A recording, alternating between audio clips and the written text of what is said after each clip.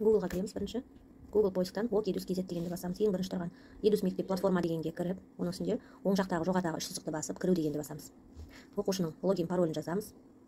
Кірген кезде оқушының аты жөні мен сыныбы жазылып тұрады. Енді бүгінгі тақырыпты таңдау үшін жоғары жақтағы үш ақ сызықты басып, бүгін дегенді басасыздар. Міне бүгінгі болған сабақтар мына жерге тұрады. Мысалы, ағылшын тілі. Ағылшын тіліге мысал кіріп қарайық. Қызыл болып тұрған пәндер, яғни ол мұғалім сабақты енгізбеген. Егер жасыл көк болып тұрса, ол сабаққа кіруге болады деген сөз. Так, міне ағылшын тілі, апайдың аты жөні, үйге тапсырма деп берілген. Мына жерден видеоны бүгінгі тақырыпқа байланысты видеоларды, сілтемелерді басып қарауға болады. Енді сіз үй тапсырмасын орындаған үй жұмысын қалай жүктейміз? Выберите файл дегенге бірінші біз үй жұмысын жазған дәптерімізді Google-ға кірмей тұрып соткамызге суретке түсіріп алуымыз керек. Енді выберите файл дегенді басып, только в этот раз. Так, бізде мынандай шығады, камера, видеокамера, файл деген. Осының файлы дегенді басасыздар. Файлды шыққанда біздің галереяға барасыз. Галереядағы манағы үй жұмысы орындалған дәптерді мінекей. Егер мына жерде выберите файлдың қасында сандар шықса, значит сіздің үй жұмысы дәптеріңіз жүктеуге дайын деген. Осы сандар шыққаннан кейін файлды жүкте деген батырманы басамыз. Окей.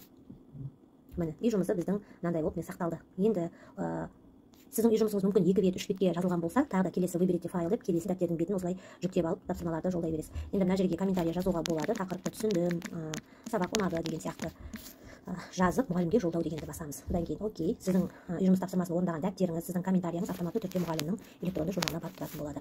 Осылай үй жұмысын ok.eduz'ге жүктейсіздер.